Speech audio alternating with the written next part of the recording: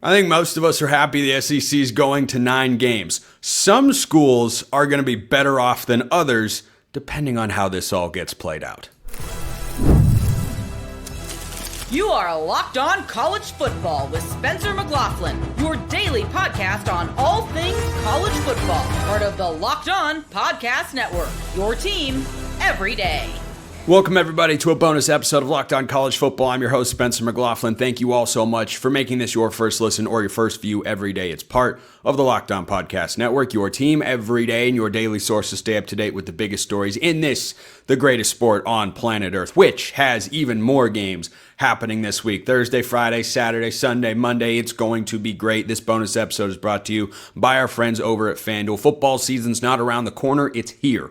Visit the FanDuel app today and start planning your futures bets now. So the SEC made big waves in the college football space earlier this week, announcing not just that they will go to a 9-game conference schedule, but that everyone has to have one Power 4 non-conference opponent. And you know what? You can dislike Curt Cignetti's comments all you want. I was critical of him here on the show following his response to my question earlier this summer at Big Ten Media Days. But guess what? Something worked. I didn't think the Big Ten was messaging well. Josh Pate was on this show and said the Big Ten's been messaging horribly. Well, they got what they wanted. And by the way, I hope the Big Ten adopts an SEC scheduling philosophy where they have one quality opponent in there for every single school. But that's not the part that could cause the greatest variance here, because the SEC is going to have 3 protected matchups for every single school, which I think is great. You ensure rivalry games continue to get played. You ensure really exciting games continue to get played. But guess what? It's not going to be equal. That's the reality of scheduling, no matter what philosophy you approach it with. In a mega conference, it's not going to be the same. You're going to have some teams that have protected matchups of programs that are going to be good year in, year out, and you're going to have some that are fluctuating wildly. So today, on this special bonus episode of Locked On College Football, you're going to hear from SEC experts themselves about where those matchups should be played, who should play whom. I think that's the right grammatical approach. My favorite take on this, Matt Moscona of Locked On LSU. Just no shame whatsoever. So our local experts here at the Locked On Network covering the SEC, who all do a fantastic job covering their team every single day, here's who they think should be the protected matchups for the programs in the SEC. The SEC has adopted a 9-game league schedule. The 3 permanent opponents I'd like to see for the LSU Tigers: Vanderbilt, Kentucky, Mississippi State.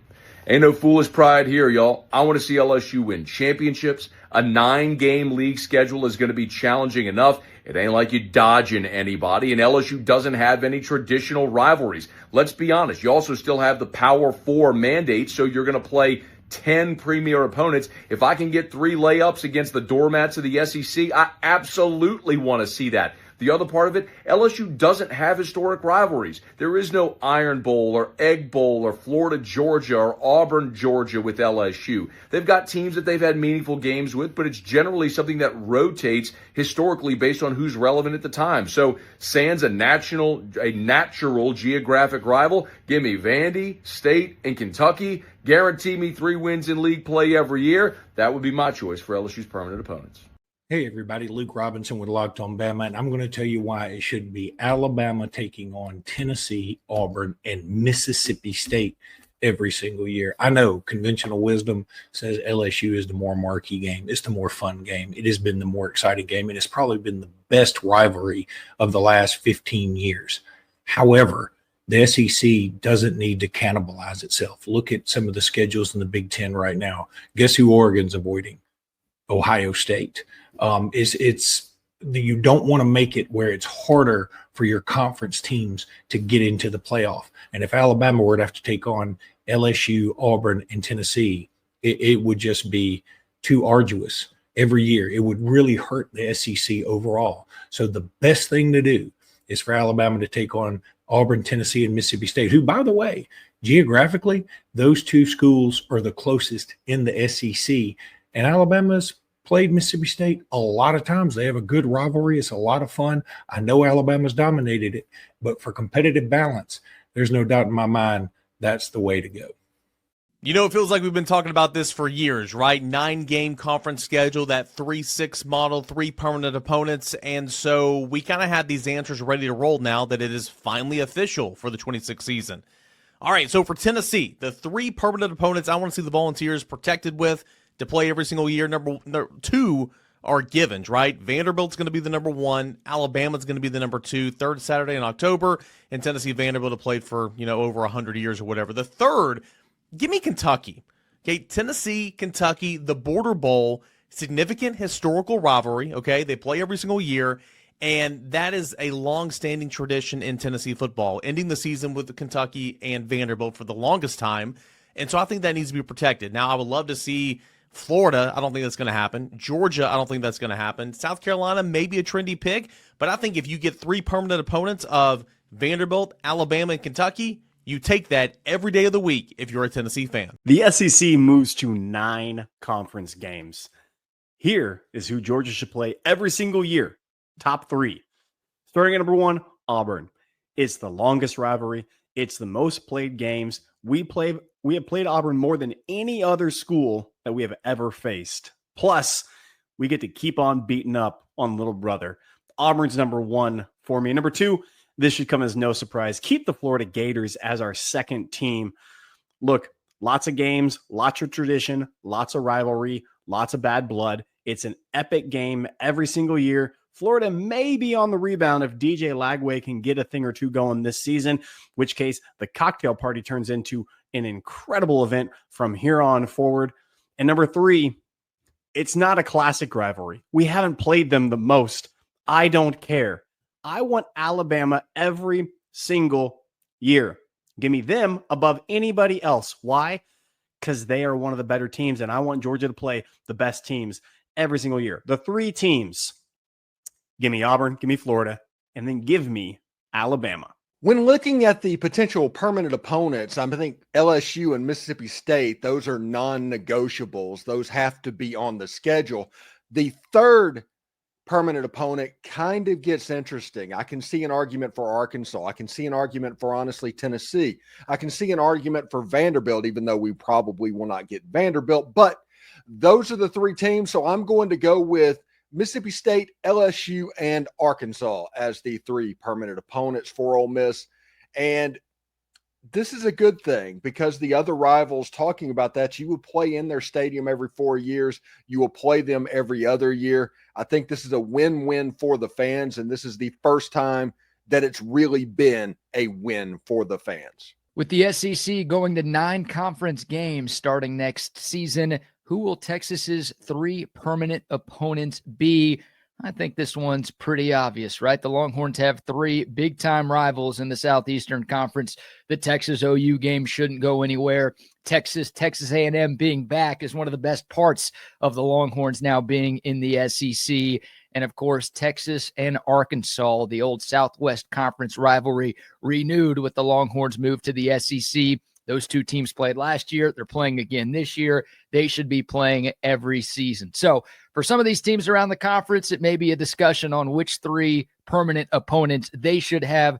For Texas, I don't think you should do anything that messes with tradition. The Oklahoma game at the Cotton Bowl every year, the Lone Star Showdown on Thanksgiving or on Black Friday every year, and then playing the Hogs. I think that's the move for the Longhorns moving forward. With the SEC going to 9 games, who will Missouri's 3 permanent opponents be in this new structure?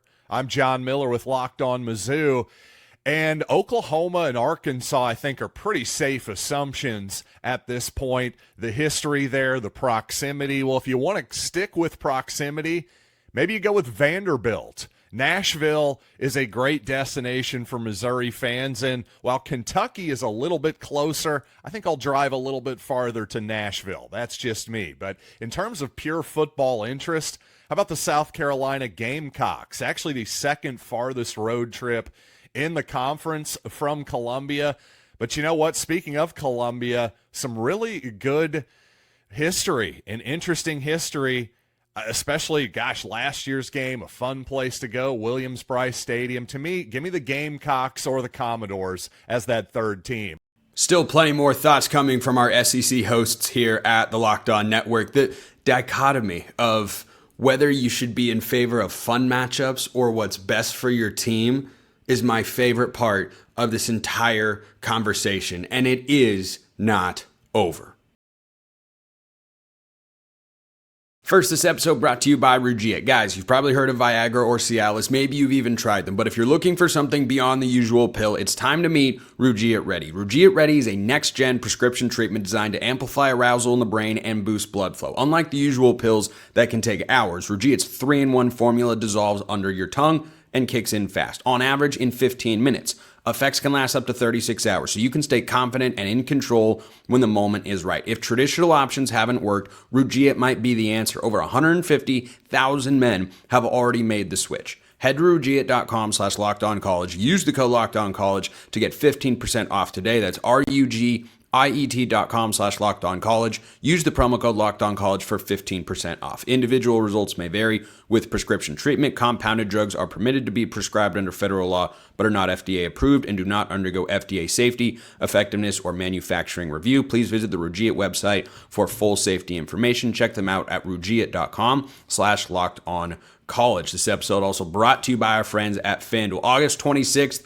is coming up, and that is FanDuel Futures Day, a brand new holiday for football fans who live for bold predictions and preseason hunches. For just 24 hours, FanDuel is giving you deals on NFL season predictions. So whether you're calling your MVP, eyeing a long shot division winner, or ready to crown your Super Bowl champ before week one even kicks off, this is your moment. If you've got those same inclinations about college football, only a handful of teams have actually gotten going as of Saturday in week 0. Week 1 starts this week. I can't wait. You can't wait. And if you think you know how it's all playing out, you put your money where your mouth is with FanDuel. Visit the FanDuel app today and start planning your futures bets now, because Future Day is one day and one day only. FanDuel, play your game. Before we get back into hearing from our Locked On hosts, the back and forth of, do I see the logic of let's make matchups more fun? Yes. If I were college football scheduling czars, I'd like to be, then that's the direction we would probably go in. On the other side, when any of our hosts come in and say, let's play the easiest teams that we possibly can, I want my team to go out there and win, kind of hard to fault them.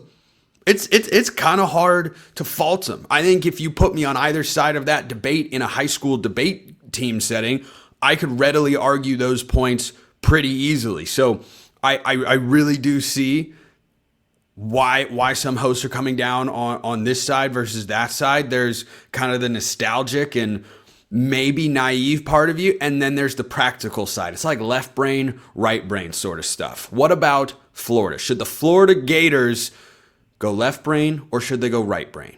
With the SEC making the change to a 9-game conference schedule, Georgia feels like a must keep for the Florida Gators permanently. I mean, that's the biggest rivalry game every single season. There is no love lost between anything involving Florida and Georgia. And then I think Florida likely gets one of either Tennessee or LSU, especially if you are prioritizing maintaining rivalries. Both of those are just heated, passionate rivalries where the LSU one has been more split than the Tennessee one, but it's always a game that Florida Gators fans look forward to. And for much of my life, Florida hasn't lost to Tennessee, so looking forward to that one as well. And then when these rumors started a few years ago, Oklahoma, South Carolina were names that were floated. I would also like to see Kentucky in that discussion as a team that's kept, because while Kentucky has generally been losing this rivalry against Florida, it's always a game where Kentucky usually steps up and plays way more competent football than they usually play. And Florida Kentucky fans, they go at it. Kentucky fans show up for every Florida game at Kroger Field. So I think the three I'd like to see are Georgia, either LSU or Tennessee, and then Kentucky for an actual rivalry. And if they're trying to start a new one, I wouldn't mind South Carolina or Oklahoma being thrown into that mix. But we'll talk about that on Locked On Gators.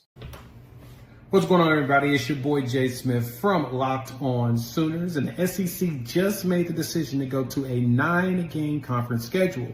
So the question is, who would Oklahoma's 3 permanent opponents be? Well, if I was a betting man, I would definitely go with Texas as being the number one because, rivalries, Red River will have to continue. But the Sooners will need to pick two more. So I'd say go with Arkansas, gives a regional component. Fayetteville is roughly 3.5 hours away from Norman, Oklahoma. That'll be fun and worth the drive. And then the last one, I'd probably want to go with LSU. I think it'd be fun. Back-to-back years now in Thanksgiving. Keeping that on Thanksgiving would make a nice little tradition. It'll most likely be Missouri because they're up the street around the corner, but I would prefer it be LSU just because, vibes. Check us out here on YouTube as well as whatever podcasts are download and listen to. Just search Locked On Sooners. With the SEC going to 9 games, I'm excited. I've wanted more SEC games for as long as possible. And those 3 protected rivalries, Auburn, they're in a spot where 2 of them are obvious, Alabama and Georgia. And then the conversation about the third protected game is interesting because I'm seeing a lot of people give Auburn Vandy for their third one just because of, I guess, the strength of the other 2, which is okay. I guess that kind of makes sense. As far as history goes, LSU would be 3, but I'm with what most of the people are predicting. I would take Vandy as Auburn's third protected rivalry, but I think a lot of Auburn fans would be totally okay with LSU. Every SEC team will have 3 permanent rivals going forward. I am Matt Gladson Aggies, and these are my picks for Texas A&M's 3 permanent rivals beginning in the 2020 season. Number 1, easy, right off the bat, Texas Longhorns. It's one of the best rivalries in the history of the sport. It needs to be every single year on Thanksgiving weekend for the rest of time, no question about it. I think Longhorn fans can finally agree on one thing, and that is that this rivalry needs to stay put. Number 2, Razorbacks. Southwest Classic. It's going to be home and home now. It's no longer AT&T Stadium. That doesn't matter. It needs to stay put. It's a fantastic rivalry, and it's always an exciting game. Number 3, I think all Aggie fans will agree with me on this one. The LSU Tigers. This rivalry put, it has been a great game ever since the Aggies entered the SEC. They are 4-4 against each other in the last 8. Game that needs to be in October every single year for the rest of time. What's up, everyone? Here, Locked On Vandy with the news of the SEC moving to 9 conference games. It brings up a big point now with the 3 permanent opponents. Who would you like to see Vanderbilt play on a permanent basis? Obviously, the Tennessee rivalry is not going anywhere, so be an obvious one there. But to me, I would like to see a renewal of the Ole Miss rivalry because that was a permanent crossover for many, many years, and that was always a fun rivalry game, the Ole Miss Rebels. And then a lot of people seem to be in favor of having Auburn as a permanent opponent. I wouldn't hate that. Missouri would be an interesting one as well, renewing an SEC East. From when Missouri joined the conference. So whatever they do with the third game, I think would be fine. I'm hearing Missouri, Auburn, but Kentucky maybe that would be an interesting one as well from the old SEC East days. But Tennessee, Ole Miss, and we'll say Auburn is the 3 that I would like to see.